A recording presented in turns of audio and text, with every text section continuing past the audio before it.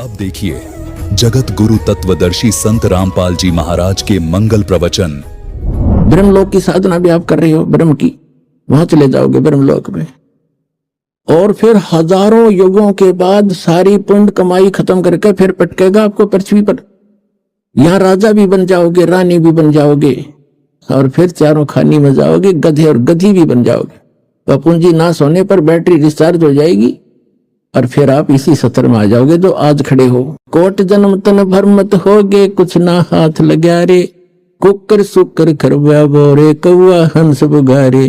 कोटि जन्म तू राजा की न्या, मिटी न मन की आशा, भिक्षुक होके दर दर घूमया, ये मिला न निर्गुण रासा।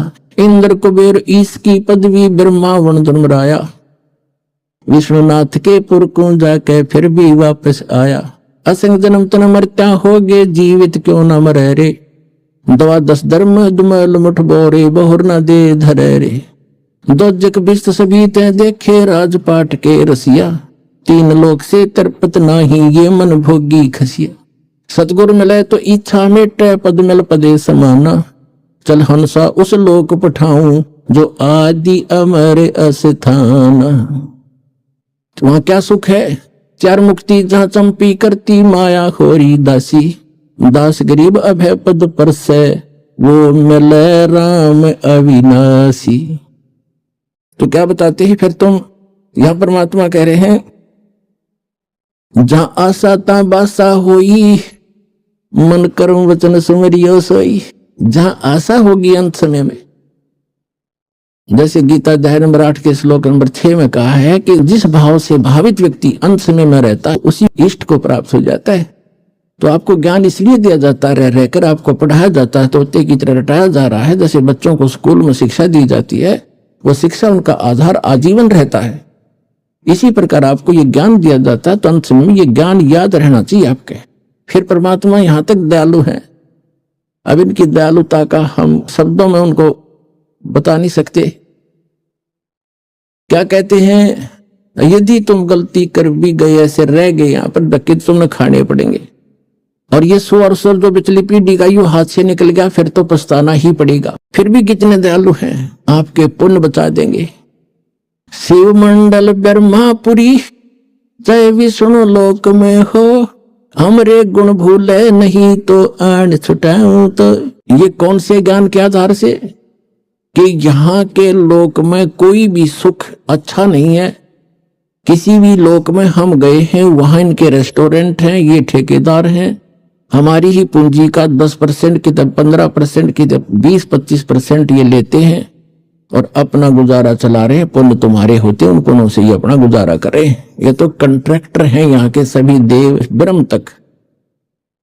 तो वहां आप चले जाओगे, आपको वहां जाकर भी पता लग गया कि विष्णु लोक या ब्रह्मा लोक में जहां आप रह रहे हो, कि ये तो हम अपनी पूंजी नाश करने आ गए। गुरु जी ऐसे बताते थे, भगवान का दिए ज्ञान को हमने गलती कर दी। वहां भी तरफ से रोगे तो कहते वहां भी पहुंच जाऊंगा मैं और आपको छुटवा के लाऊंगा कि छोड़ो इसको, ये गलती से आ गया। लेकिन ये मोक्ष समय निकल चुका होगा, लेकिन इस दौरान कोई गलती बन गई तो दयालु आपको फिर पुनः यहां जन्म दे देगा, वो तो अलग बात है। लेकिन फिर बढ़ा दिया समय और वो जन्म मनमाना हो जाए नाइजीरिया में, और वहां का बन जा राष्ट्रपति के पुण्य खूब कर ही रहे हुए, भक्ति सत कर रहे हो आप। राष्ट्रपति प्रधानमंत्री को समझा के देखो, यो ज्ञान उनके पास टाइम ही नहीं है। तो पुण्यात्माओं काल के बहुत भयंकर जाल है, का इसको समझना पड़ेगा, अपने सतर्क रहना पड़ेगा। तो यहाँ क्या बताते हैं, जहां आशा ता बासा होई, ही मन कर्म वचन सुमरियो सोई। उन जीवों को बता रहे भगवान, कह जीव सुन पुरुष पुराना, नर देह धरो बिसरो नहीं ज्ञान। अब वहां तो कहें जी हमने देख लिया, सारा जाल समझ में आ गया। हे पुराना पुरुष, आदि पुरुष, आदि परमेश्वर, हे सनातन परमात्मा, हे असली भगवान, हे रियल गॉड। वो जीव तपस्या पर बैठे बैठे जो भगवान की दया से उनकी तपत बंद होगी, जलन नहीं रही, उनको पीड़ा नहीं हो रही थी, जब बोल रहे हैं कि अब के चले गए ना मनुष्य जीवन पा गया, जो ज्ञान भूलेंगे नहीं हम। और काल पहला काम यही करे, यहाँ ते सबसे पहले ज्ञान बुलाता, तू कौन था, कहां से आया था, खत्म कर देता है तीनों गुणों के प्रभाव से। सुखदेव ऋषि को ये ज्ञान था, 12 वर्ष तक गर्भ से बाहर नहीं आके जाते बुद्धि भ्रष्ट हो जाती है इन तीनों गुणों के प्रभाव से। तब इसने तीनों देवताओं ने, ब्रह्मा विष्णु महेश ने जाकर इससे कहा था, व्यास की पत्नी की गर्भ में था, ये कहा था ऋषि बाहर आ जा भाई, 12-12 वर्ष बहनें माताएं बच्चों को पेट में रखेंगी तो वो दुखी हो जाएंगी, हमारी व्यवस्था चेंज ना करे तू। तब इसने कहा था कि मैं तब आऊंगा जब तुम अपनी माया रोक लोगे। तो ये कहने लगे हम ज्यादा समय तक इसको रोक नहीं सकते, हमारा शरीर फट जाएगा, हम इतनी देर रोक सकते, इतनी देर। तो ने बोला तुम इतनी देर ही रोक लो। कहते तीनों देवा थम्बी माया गर्भ उधर से बाहर आया, तुरंत 1 सेकंड के अंदर बाहर आ गए, सेकंड के भी कुछ हिंस में। तो कहने का भाव ये है कि उस समय आया ये जिसमें उन्होंने अपनी थोड़ी सी, इतने से ज्यादा रोक नहीं पाते, सचेत रहा कि भक्ति करनी चाहिए, मनुष्य जीवन बार बार नहीं मिलता। अपने पिताजी को भी दर्शन भी नहीं दिए ना उसके करे, व्यास जी के पुत्र के व्यास टेरा। और तो कहता है एक लेवा एक देवा दूतम, वेद व्यास जी ने कहा बेटा तेरा तो दिखा दे, तेरा 12 वर्ष तक इंतजार की कि बेटा होएगा दर्शन करूं। तब इसने कहा था कि एक लेवा एक देवा दूतम को किसी का पिता नहीं पूतम, रण संबंध जुड़ा एक ठाठा, अंश में से 12 बाटा। ऋषि जी ना जाने कितनी बार मैं तेरा बाप हो लिया, ना जाने कितनी बार तू मेरा बाप हो लिया, ये तो भयंकर समस्या है, इसका समाधान करूंगा। अब कहते हैं गुरु बिन काहू न पाया ज्ञाना, जो थोथा बुछड़े मूड किसाना, गुरु बिन वेद पढ़े जो प्राणी, समझे न सार रहे अज्ञानी। अब प्रेरणा पाके निकल भी गया, काल की जाल भी कितने भयंकर हैं, आगे मन में आ गया मेरे से समर्थ कोई है नहीं, आकाश में उड़ गया मैं। फिर इसकी दुर्गति कर रखी थी, फिर परमात्मा ने दया बख्शी, इसकी सद्बुद्धि लाई ठिकाने के गुरु बना, राजा जनक जी से उपदेश लिया और तब थोड़ा बहुत राहत मिली जो इसी लोक की थी। और सतलोक की तो बात ही छोड़ दो, अब समय आया है तो दास पर रजा करिए, आपके ऊपर मेहर की, आपका जन्म मनुष्य जीवन का है, स्त्री या पुरुष का, अब इसका लाभ उठाओ पुण्यात्मा। कहे जीव सुन पुरुष पुराना, नर देह पा बिसरो नहीं ज्ञाना। हे परमात्मा, हे आदि पुरुष, हे पुराना पुरुष, सुन लो, अब मनुष्य जीवन पा करके हम कभी भी परमात्मा की सत्य भक्ति और ये ज्ञान नहीं भूलेंगे, हम भ्रमित नहीं होंगे। फिर क्या बताते हैं, पुरुष जान सुमरा जमराई, वेद पुराण कहे समझाई। कहते हमने भगवान जान के इस काल ब्रह्म की पूजा की, वहां जाकर समझ में आई भगवान के ज्ञान से, और जो भी हमें ज्ञान मिला वेद और पुराणों के आधार से, हमने इस ब्रह्म की साधना, काल की साधना की। पुरुष जान, पुरुष माने परमात्मा, जान सुमराई यमराई, यमराई माने यम काल, यम राजा। वेद पुराण कहे मति एहा, निराकार से की जय नेहा। ये सभी वेदों और पुराणों के ज्ञाता हमें यही बताते रहे, ज्ञाता माने जाने वाले, ज्ञाता थे नहीं, वो कथित ज्ञाता थे, कि निराकार की भक्ति करो। सुर नर मुनि जन 33 करोड़ी, बंधे सभी काल की डोरी। ताके मते कीन हम आशा, अब हमें चीन पड़ा यम फांसा। उसके बताए हुए लोक वेद दत्त कथा के आधार से हमने ये आशा ला रखी थी। सुर नर मुनि जन 33 करोड़ी, बंधे सभी काल की डोरी। वो भी इसी की पूजा कर रहे हैं। और ताके मते, उन्हीं के विचारों से कीन हम आशा, अब हमें चीन पड़ा यम फांसा। काल की फांसी अब समझ में आई हमारे। सुनो जीव छल यम केरा, ये यम फंद कीन गनेरा। काल जार अनेक किन्नो, जीव कारण ठाठ हो। और वेद शास्त्र पुराण स्मृति, ये सभी रोके बाट हो। कहते हैं वेद शास्त्र और पुराण स्मृति अंत रोके बाट हो। अंत में ये सभी आपका रास्ता रोक के बैठे, इस आधार से आप मोक्ष नहीं प्राप्त कर सकते। जीव पड़े बस काल के, और काल कराल पर चंडे। सत नाम चीन्हे बिना, ये जन्म जन्म भव दंड। आगे फिर क्या बताते हैं, धर्मदास पूछो जो मोही, युग युग कथा कहूं मैं तो ही। जब ही पुरुष आज्ञा की ना, जीवन काज पृथ्वी पग दीना। कर परिणाम तभी पग धारा, पहुंचे जाए धर्म दरबारा। प्रथम चले जीव के काजा, पुरुष प्रताप शीस पर साजा। अपने आप को छुपाकर भगवान कह रहे हैं कि धर्मदास मैं परमात्मा की आज्ञा पाकर के यहां आया। आवत देख मिले धर्म अन्यायी, ये काल अन्यायी मुझे आता देखकर मिला। तिन पुनः हमसे राड बढ़ाई, इसने मेरे साथ झगड़ा ठाना जब मैं यहां आ रहा था। वो को देख काल डिग आवा, मेरे निकट आ गया और महा क्रोध बोले अतुरावा।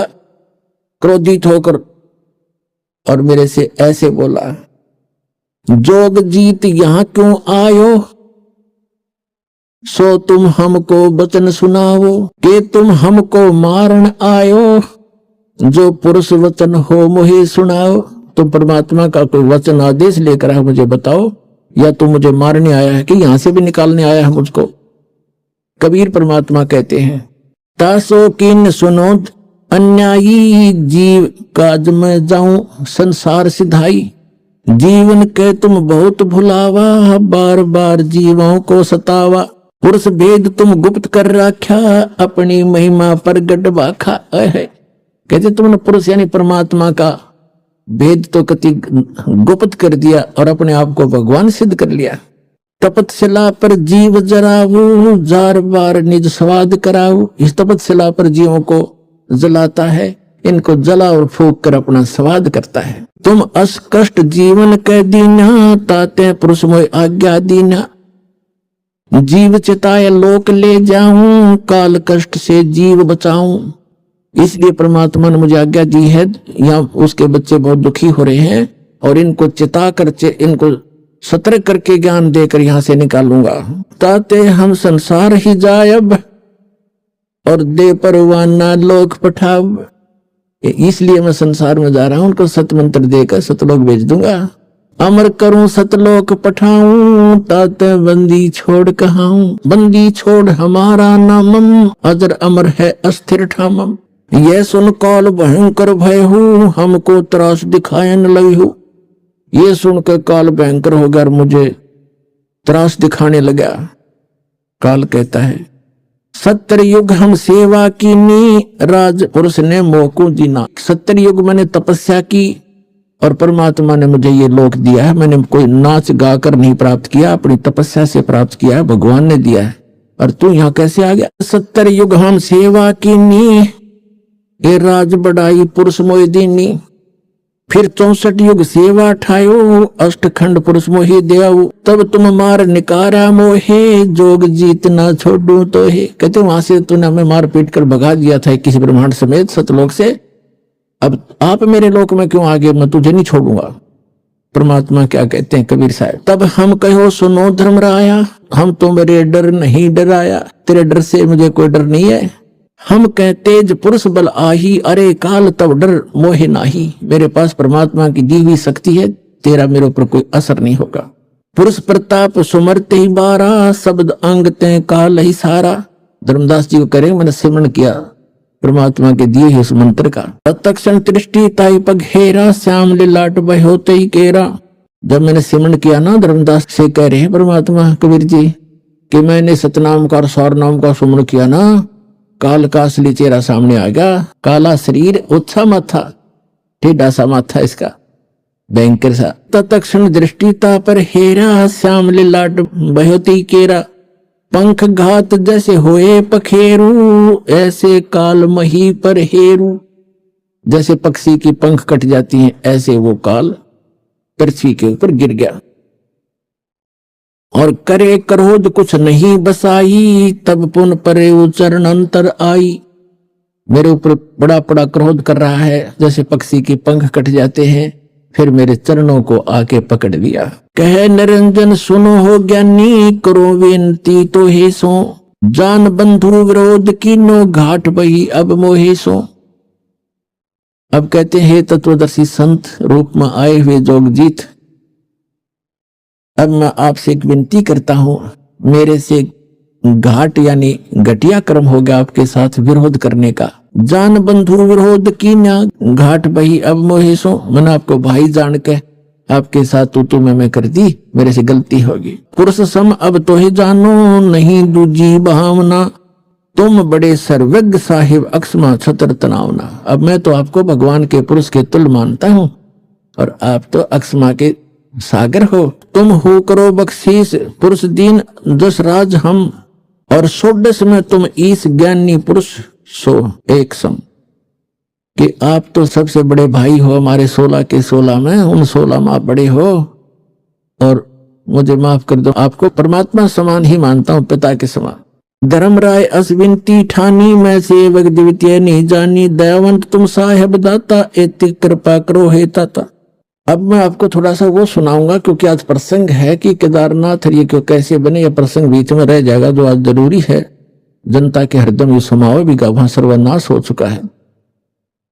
थोड़ा सा बता के फिर आगे कथा सुनाता हूं। कहते हैं फिर काल ने क्या कहा, सतयुग त्रेता द्वापर माही, तीनों युग जीव थोड़े जाई, चौथा युग जब कल युग आवे, तब तो शरण जीव बहु जावे, ऐसा वचन हर मोह दीजे, तब संसार गमन तुम कीजे। कबीर साहब परमात्मा कहते हैं बिनती तोर लीनी में जानी, मोह क्यों ठगे काल अभिमानी, दस बिनती तुम मोह संग कीनी, सो हम बख्श मैं तो हे दीनी, चौथा युग जब कल युग आवे, तब हम अपना अंश पठावे। चौथा युग जब कल युग होगा कहते हैं वहां अपना अंश भेजेंगे।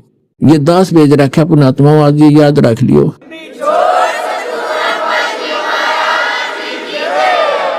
और जय परवाना दे है सत शब्द दे हाथ, जिसको वो नाम सत शब्द और सतनाम सार नाम दे देगा, सो जीव यम नहीं पावही सदा ताहे हम साथ।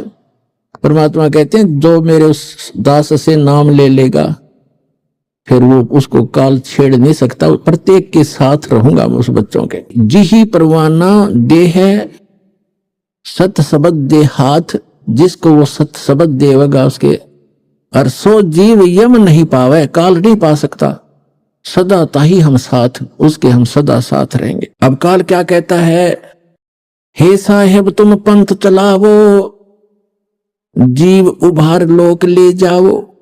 वहां जाकर के आप करोगे ना ऐसा। अब ये क्या कहता है, पंथ एक तुम आप चलाओ, जीवों को सतलोक पठाओ।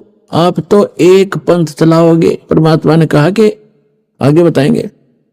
और काल कहता आप एक पंथ चलाओगे यथार्थ पंथ, और इससे जीवों को मोक्ष कराओगे। और फिर मैं क्या करूंगा उस समय, कहता है द्वादश पंथ करूं मैं साजा, नाम तुम्हारा ले करूं आवाजा। 12 पंथ चलाऊंगा और तुम्हारा नाम लेकर अमर लोक सतलोक सतलोक सतपुरुष की कथा सुना के, कबीर साहब परमात्मा कबीर साहब के गुण गा के, सतगुरु कबीर साहब के नाम से कहते हैं द्वादश पंथ करूं मैं साजा, नाम तुम्हारा ले करूं आवाजा। द्वादश पंथ नाम जो ले ही, वो मेरे मुख में आन समोई, और अनेक पंथ चलाऊं या विद जीवों को भरमाऊं। अब कहते हैं परमात्मा को कहता है काल कि 12 पंथ तेरे नाम से चलाऊंगा। जैसे गरीबदास साहिब जी तक आपको कबीर सागर कबीर वाणी में दिखाया बहुत बार, आज इनमें भी दिखाएंगे सत्संग के दौरान। उसमें कहा कि कबीर साहब यानी चूड़ामणि से लेकर गरीबदास जी तक 12 पंथ हैं काल के। तो इसका प्रमाण आपको कबीर सागर से देते हैं। ये कबीर सागर है, यहां देखिएगा परमात्मा का कबीर चरित्र, और ये बोध सागर में कबीर चरित्र प्रश्न नंबर 1871 पर 1870 पर, ये बोध सागर वही खंड है इसका। और 1870 पर क्या लिखा है नीचे, ये गद्य भाग में लिखा है कि कबीर साहिब के पंथों का वर्णन। प्रथम नारायण दास का पंथ, ये कबीर पंथियों ने गड़बड़ कर रखी है। नारायण दास ने तो कबीर साहब का मार्ग अपनाया नहीं था, वो तो श्री कृष्ण पुजारी था, सारा कुछ कह लिया था, मान्या नहीं था। ये है चूड़ामणि का पंथ, दूसरा है यागू दास, और तीसरा सूरत गोपाल, चौथा मूल निरंजन, पांचवा टकसारी पंथ, भगवान दास पंथ, सतनामी पंथ, कमाली पंथ, कमाल का पंथ है, कमाली नहीं, राम कबीर पंथ, परम धाम की वाणी पंथ, प्रेम धाम की जीवा पंथ, और 12वां है गरीबदास पंथ। उसमें क्योंकि यथार्थ भक्ति नहीं है, महिमा परमात्मा की थोड़ी बहुत है, वो कबीर साहब को एज ए गॉड नहीं मानते, लेकिन गरीबदास जी जो थे वो पुण्यात्मा थी, उनको परमात्मा ने यथार्थ ज्ञान दिया था, उन्होंने अपने आंखों देखा, एक गरीबदास ग्रंथ बनाया है। तो उनको आदेश था कि अभी किसी को ये बताना नहीं यथार्थ मंत्र, लिख जरूर दिया, लिख रखा उन्होंने, और ज्ञान भी सारा लिख रखा है, पर वो कहीं कहीं टुकड़ों में लिख रखा है, जैसे स्पेयर पार्ट्स की दुकान होती है, उसमें सारे मोटर के पार्ट होते हैं गाड़ी के। अब कोई कहीं रखा कहीं रखा, वो तो अपनी सुविधा अनुसार, इंजीनियर ही उनको उठा उठा कर गाड़ी बना सकता है, अनजान को कुछ कर ही नहीं सकता, सारा सामान रखा है। तो ये दास इंजीनियर बना के भेज दिया, राम नाम की गाड़ी बना दी आपके लिए।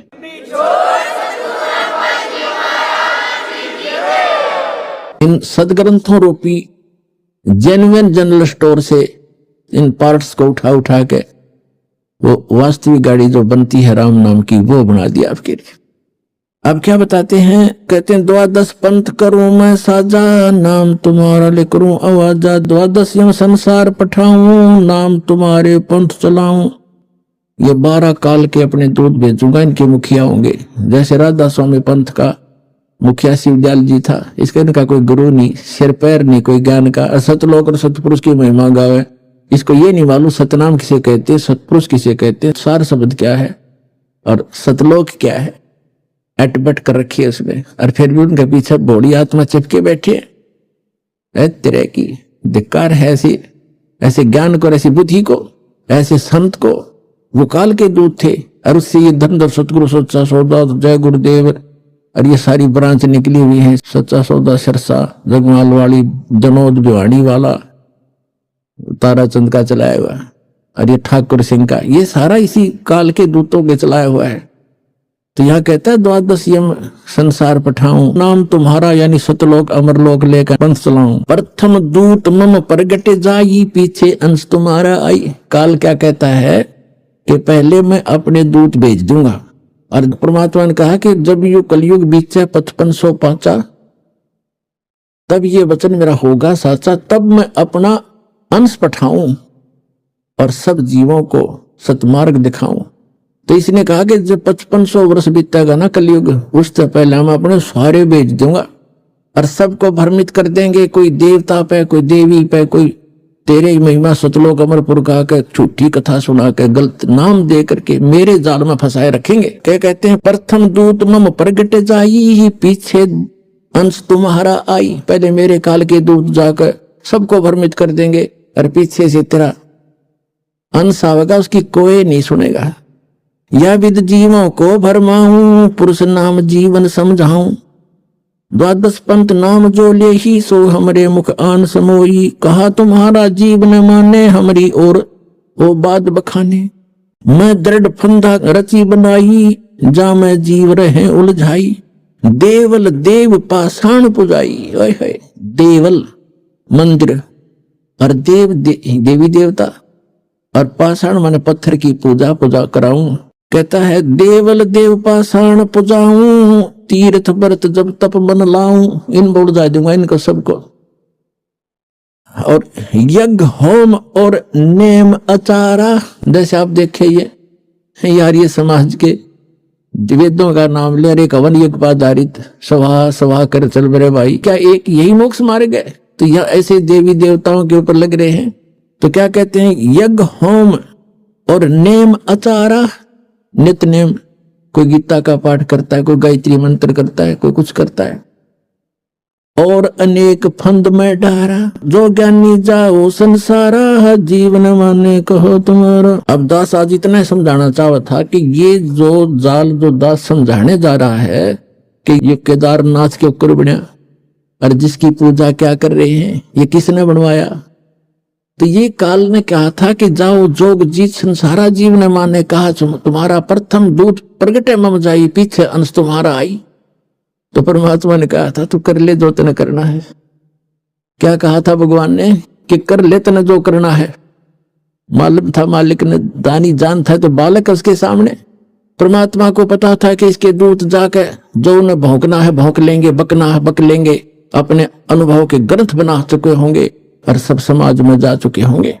तुम अपना दास भेजूंगा और सदग्रंथों का ज्ञान उनको कराऊंगा। उस समय परमात्मा ने कहा था कलयुग का 5500 वर्ष जब बीत जाएगा कलयुग, उस समय ये विज्ञान फैलाऊंगा अपने आत्माओं। ये 5505 1997 में पूरा होता कलयुग। उसके बाद ये इलेक्ट्रॉनिक मीडिया और सारे ये CD DVD ये जब चलने लगे, उससे पहले कख भी नहीं था। इसलिए परमात्मा ने कहा था कि मेरा बच्चा जब जाएगा पीछे तो सब सदग्रंथों को रूबरू करेगा और उनके काल के दूतों के बनाए हुए अनुभव उनके पास होंगे, लिखे हुए होंगे। ओरिजिनल और डुप्लीकेट नोट को दिखाएगा सामने सामने करके। मेरे बच्चे मुझे समझ जाएंगे, 1 मिनट में छोड़कर मेरे पास आ जाएंगे, उनका कल्याण होगा।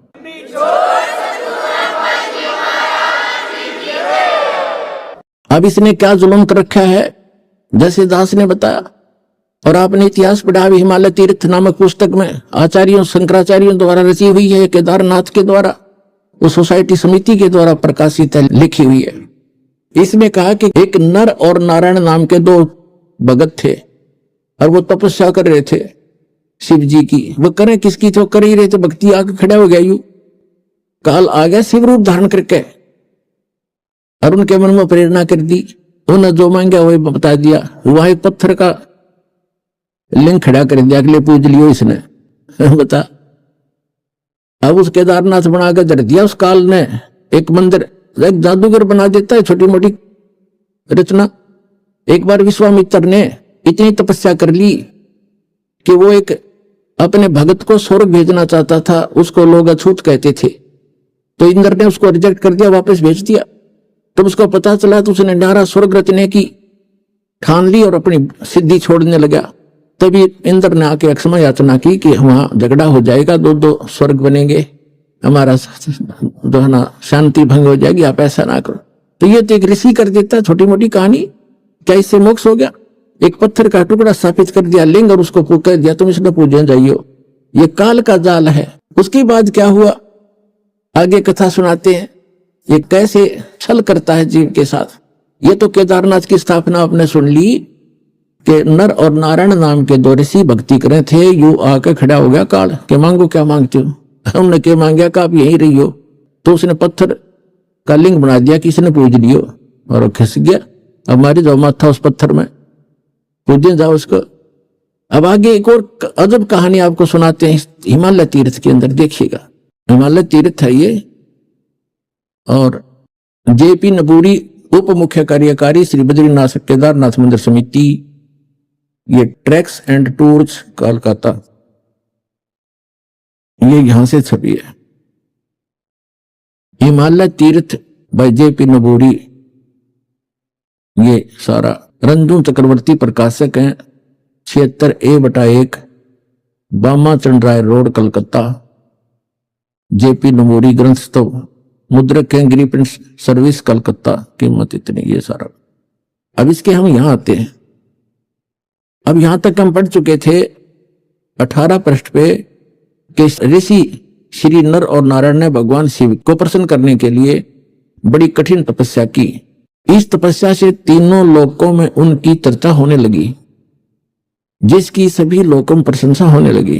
फलस्वरूप भगवान शंकर भी नर नारायण की तपस्या से प्रसन्न हुए और उन्हें प्रत्यक्ष प्रकट होकर ऋषियों को दर्शन दिए। उन दोनों ऋषियों ने भगवान भोलेनाथ के दर्शन से आनंद विभोर होकर स्तुतियों और मंत्रों से उनकी पूजा अर्चना की।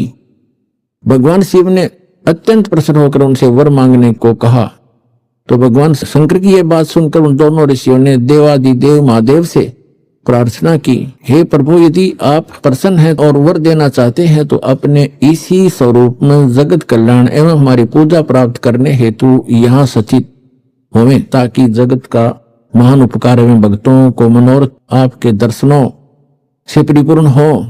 इस प्रकार भगवान शंकर नर नारायण की भक्ति से प्रसन्न होकर वहां सचित हुए। बताओ, अब कहते देवादिदेव महादेव भी यदि आप हम पर प्रसन्न हो तो भक्तों के कल्याण हेतु आप सदा सदा के लिए अपने स्वरूप को इस स्थान पर स्थापित करने की कृपा करें। यहाँ आकर आपका दर्शन पूजन करने वाले मनुष्यों को आपकी अविनाशी भक्ति प्राप्त होगी। ऋषियों की प्रार्थना सुनकर भगवान शिव ने ज्योतिर्लिंग के रूप में वहां वास करना स्वीकार किया। भगवान शिव से वर मांगते हुए नर और नारायण ऋषियों ने इस ज्योतिर्लिंग और इस पवित्र स्थान के विषय में जो कुछ कहा हुआ है अक्सर से सत्य है। इस ज्योतिर्लिंग के दर्शन पूजन तथा यह स्नान दान करने से भक्तों, अब हम 19 पृष्ठ पर आगे हिमालय तीर्थ के लौकिक फलों की प्राप्ति के साथ साथ अचल शिव भक्ति और साथ ही मोक्ष की प्राप्ति भी सहज हो जाती है। हिमालय में केदार नामक पर्वत शिखर पर प्रतिष्ठित होने के कारण यह ज्योतिर्लिंग को श्री केदारेश्वर ज्योतिर्लिंग के नाम से जाना जाता है। केदार शब्द का शाब्दिक अर्थ ऐसे स्थान से होता है जहां दलदल एवं अति मात्रा में पानी हो। अब केदार क्षेत्र में यही स्थिति है क्योंकि भगवान शंकर जलधारा प्रिय हैं। नर और नारायण ऋषियों के पश्चात अन्य ऋषि मुनि व भक्तों द्वारा यह ज्योतिर्लिंग पूजित रहा। तत्पश्चात महाभारत काल में पांडव गोत्र हत्या अर्थात महाभारत युद्ध में अपने भाई बंधुओं आदि की हत्या के पाप से मुक्ति हेतु यहाँ पर देवादिदेव महादेव की आराधना की गई। अपने आत्मा ये काल क्या करता है, कैसे छल किया उसने, उनके अंदर यह प्रेरणा भर दी क्योंकि इसके रिमोट में है कि आप यहाँ स्थापित हो। उसने एक पत्थर धर दिया, लिंग पत्थर का टुकड़ा, कि इसने पूज लिया करियो। काल कह मैं ऐसे भ्रमित करूंगा इन सभी को। और इसमें यह भी प्रमाण दिया है कि वहां उसके दर्शन करने जाने वालों को लौकिक भी लाभ होगा इस लोक का, और उनको मोक्ष भी सहज प्राप्ति हो जाएगी। अब ये 15-20 हजार ने तो होगी मोक्ष प्राप्ति, वो मर गए बेचारे दब के दलदल में। तो पुण्यात्मा अब भी इतने जबरदस्त ठोकर लगी है मानव के, अब भी आंखें नहीं खुलेंगी तो आपने भांग घड़ी पी रखी है काल की। परमात्मा कहते हैं कबीर ये माया अटपटी सब गठान अड़ी, और किस किस को समझाऊं या कुएं भांग पड़ी। अब उसके बाद क्या बताते हैं कि और भी वहां पूज्य स्थान है कि एक समय जैसे काल ने गीता ज्ञान देते समय श्री कृष्ण में प्रवेश करके कहा था कि अर्जुन तेरे दोनों हाथों में लड्डू, यदि युद्ध में मारा गया तो स्वर्ग जाएगा, और यदि युद्ध में जीत गया तो पृथ्वी का राज भोगेगा, आनंद करेगा, और तुझे कोई पाप नहीं लगेगा। मैंने सब मार रखे हैं, तो हो युद्ध के लिए खड़ा। उसको डरा धमका भयंकर रूप दिखा, तैयार कर लिया युद्ध के लिए। जब सारा महाभारत का नाश हो गया, 18 करोड़ व्यक्ति मर गए लड़के, और फिर उस युधिष्ठिर को बुरे बुरे स्वप्न दिखाई देने लगे। फिर श्री कृष्ण जी के धार्मिक गुरु भी थे।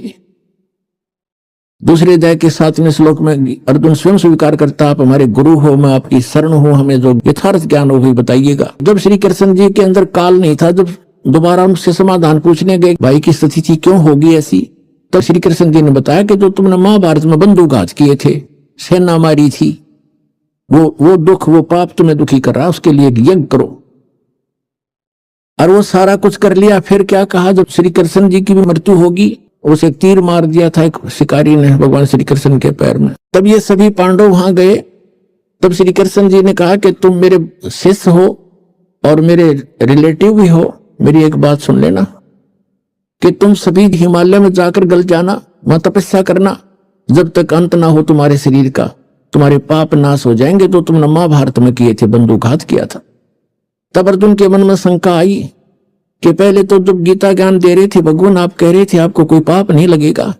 फिर दूसरी बार जब हम भाई के समाधान के लिए आपके पास आए थे, इनको भयंकर स्वप्न आते हैं, सिर कटे हुए धड़ दिखाई देते हैं, हाहाकार मची दिखाई देती है इसको स्वप्न में, ये भयंकर दुखी होकर बैठ जाता है। तब आपने कहा था कि आपके ऊपर महाभारत में किए हत्याओं का पाप है, यज्ञ करो। हमने यज्ञ भी कर ली। आज फिर आप कह रहे हो कि आपके ऊपर बंदूकघात का वो पाप है, हिमालय में जाकर के तपस्या करके गल मरो। भगवान आपने ये क्या किया हमारे साथ। तब श्री कृष्ण जी ने कहा कि अर्जुन, ये सूक्ष्म वेद में लिखा है कि मुझे नहीं मालूम मैंने गीता ज्ञान दाता देते समय क्या कहा था, लेकिन अब मैं जो बता रहा हूं ये करना पड़ेगा तुमने। और कोई विकल्प नहीं। इतना कह के प्राण त्याग गए। राज को अपने पोते को देकर परीक्षित को वो सारे के सारे वहां पहुंच गए जहां दास कथा दिखाने चाहता है। परमात्मा कहते हैं सूक्ष्म वेद में कि पांचों पांडव गड़े हिमालय और 18 सोनी खा गया काल। 18 सोनी को खा गया काल। अरे पांचों पांडव गड़े हिमालय, वहां जाके गड़ में रेवत है, और उन खा गया काल, पाप इनके सिर पर धर दिया और देखा कि जाके फिर इनका और नाश करवा दिया। वो क्या करवाया अब पढ़ के सुनाता हूं। ये हिमालय तीर्थ पुस्तक, ये क्या है ये प्रकरण पहले मौखिक सुनाऊंगा, आसानी से समझ में आएगा जो पढ़ा जाएगा। इसमें क्या कहा है कि एक समय जब ये पांचों पांडव और द्रौपदी सहित वहां और कुंती सहित हिमालय में तपस्या कर रहे थे, तो क्या किया कि ये भगवान शिव आगे दूध वाली भैंस का रूप बना के, और भीम ने देखा क्या अच्छी मोटी लेवटी वाली भैंस है और दूध वाली होगी, इसने पकड़ लिया, दूध दाद पी लिया करेंगे। वो उसकी तरफ भागा तो वो काल समा गया पृथ्वी में। समाते समाते उसका बैक पोर्शन रह गया, पिछला पिछला हिस्सा, कहते बली महाबली भीम ने पकड़ लिया नो चक्कस जबरदस्त और गाड़ दिए पंजे। बोला वही रुक गया वो, फिर वो पत्थर का बन गया। आकाशवाणी हुई कि इसकी पूजा किया करो। बता, भैंस के टट्टी पेशाब के पोर्शन की पूजा ला दिए फिर वह। तरह के जो अब दिखाता हूं आपको। ये हिमालय तीर्थ पुस्तक हम पढ़ रहे हैं और यहां हम 19 पृष्ठ पर आ गए। अब इसके हम यहां पढ़ते पढ़ते आ चुके थे। इस ज्योतिर्लिंग के दर्शन पूजन तथा यहाँ स्नान दान करने से भक्तों लौकिक फलों की प्राप्ति के साथ साथ जो अचल शिव भक्ति और साथ ही मोक्ष की प्राप्ति भी सहज हो जाती है। जैसे आई भोगी 20,000 लगभग 15,000 20,000 जैसे टीवी पर आ रहा था, और व्यक्ति वहां केदारनाथ मंदिर के आसपास मर गए, उसके हजारों तो उसके मंदिर के अंदर ही मर गए और उसके परिसर में मंदिर का पता नहीं। एक वो शिवलिंग खड़ा है न, बस उसको छू कर पानी उतर गया, शिवलिंग तो बच गया, बाकी सारे मर गए जो पुजारी थे। अब यहां देखिएगा तो क्या कहते हैं, वहां जाने वालों को मोक्ष भी सहज में प्राप्त हो जाता है और लौकिक सुख भी होते हैं।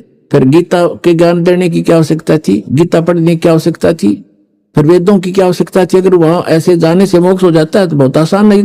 भ्रमित ये फैलाया हुआ जाल है काल का। इसने पहले कहा था कि ऐसे भरमा दूंगा देवल देव और पाषाण पुजाऊं, या विद जीवों को भरमाऊं।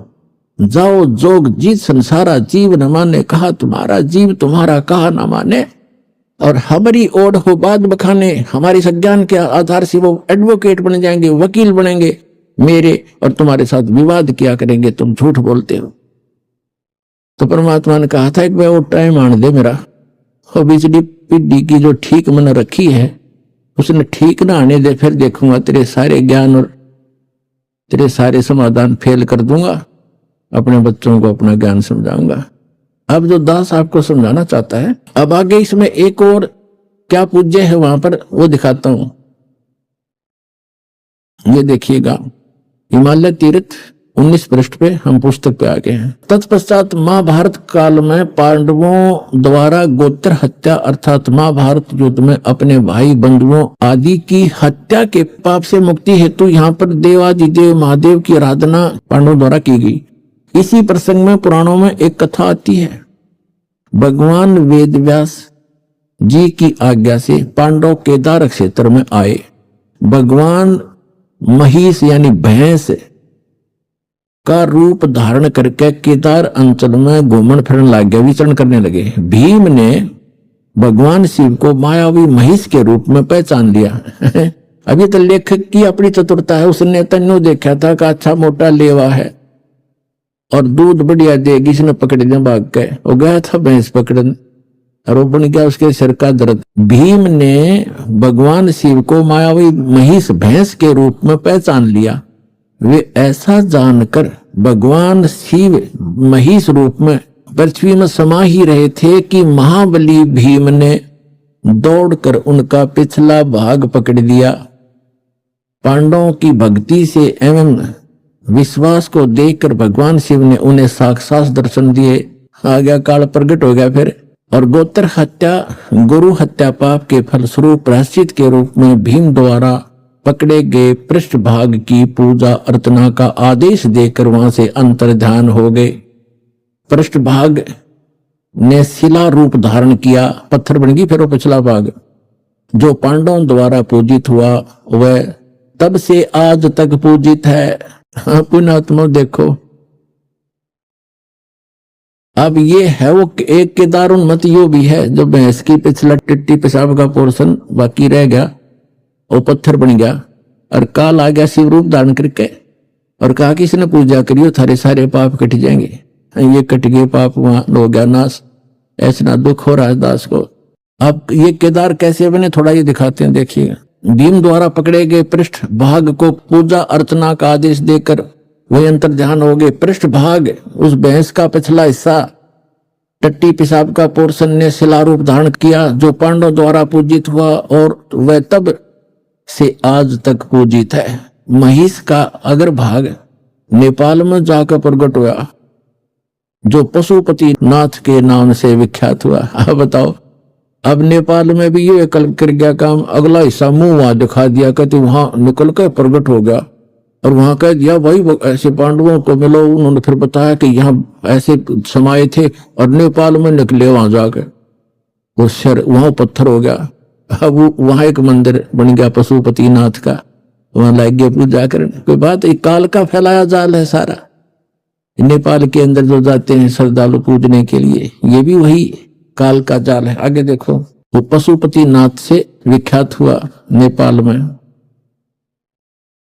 फिर क्या बताते हैं, भैंस के अन्य 4 भाग क्रम से तुंगनाथ में बाहु, रुद्रनाथ में मुख और मध्य महेश्वर में नाभि, कल्पेश्वर में जटा।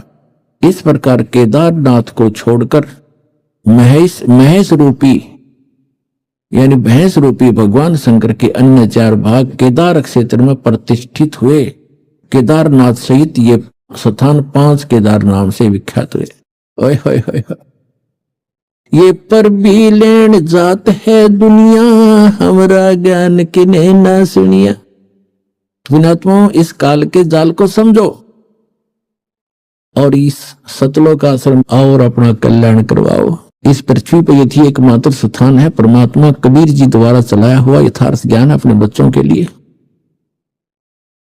इसको पहचानो। और पुण्यात्माओं, उस परमात्मा ने आकर यह ज्ञान दिया था। 600 वर्ष पहले परमात्मा बताया करते थे और क्या कहा करते थे, धर्मदास ये जग बोराना, कोई न जाने पद निर्वाणा। ये पूरा विश्व भ्रमित है और किसी को भी मोक्ष मार्ग का ज्ञान नहीं। यही कारण मैं कथा पसारा, जग से कोई एक राम नियारा। यही कथा तुम जग जीव सुनाओ, सब जीवों का भरम नसाओ। अब मैं तुमसे कहूं चिताई, त्रिदेवन की उत्पत्ति भाई। ज्ञानी सुने सो हृदय लगाई, मूर्ख सुने तो गम नहीं पाई। परमात्मा कहता है कि मैं जो कथा तुम्हें सुना रहा हूं तो लिख रहा है, लिखते जाना, सुनते भी रहना और इस कथा को तू आगे संसार में बताना और सब जीवों के भ्रम का नाश करना। तो पुण्यात्मा, सौभाग्य आपका, आप जी को परमात्मा का ये मार्ग उस समय में मिल रहा है जो परमात्मा ने ये प्रकट करना था। और धन्य है आपके माता पिता जिससे आपका जन्म हुआ। वो माता पिता आपको अपने बच्चों को यहाँ लेकर आते हैं, ये आपके सच्चे माता पिता हैं। और आज जो आप अपने बच्चों को, माता पिता को, भाई बहनों को कितना प्यार करते हो, तो ये प्यार तो आपका रह नहीं सकता यदि उस गलत साधना में लगे रहे। तो इस साधना से आप सत भक्ति करोगे और भले ही आप धीरे धीरे यहाँ से चलते जाओगे, शरीर छोड़ छोड़ जाओगे तो सतलोक में पहुंचोगे। वहां जाकर के जैसे परिवार आपका यहाँ बन गया, ऐसे धीरे धीरे ऐसे वहां बन जाएगा। और फिर वो इतने बच्चे प्यारे लगा करेंगे, इससे भी अच्छे लगेंगे। वहां इतना सुंदर शरीर होगा, अच्छा व्यवहार होगा, शिष्टाचार न्यारा है, वहां कोई किसी चीज का भाव नहीं। अब तो कितना ही प्यारा बेटा और बेटी हो, बेटी को तो पिता ब्याह का पराई करके छोड़ेगा, क्योंकि यहाँ का नियम है, फिर अपनी कहाँ हुई। और बेटा कितना ही प्यारा है, जब वो युवा हो जाएगा उसको कहेगा बेटा अपना काम कर। जब वो काम नहीं करेगा तो दुश्मन दिखाई देगा, क्यों करके भी ना खाता, तो प्यार भी रुड़ता फिर अपना। और 6 महीने बालक बीमार हो जा, 1 वर्ष बेटा बीमार हो जा, बेटी हो जा, माता पिता खुद कहने लग जाते हैं भगवान इसकी माटी संगवा ले, घना दुखी हो गए हो। दुखी तो वो खुद होते हैं पर कहना पड़ता है ना, वो घना दुखी हो रहा है। इसी प्रकार माता पिता 6 महीने दुखी हो जा, दरंग मार जाए, टट्टी पेशाब धोना पड़ जाए, पुत्र को दूर बेटा तो जल्दी हाथ खड़े कराया करे। तो ये प्यार यहाँ का नकली है भाई, सथाई नहीं है। ठीक है, ममता और ये शिष्टाचार यहाँ भी हमने बनाए रखना पड़ेगा, और इस भक्ति से फिर आपको ऐसे अटैक नहीं होंगे।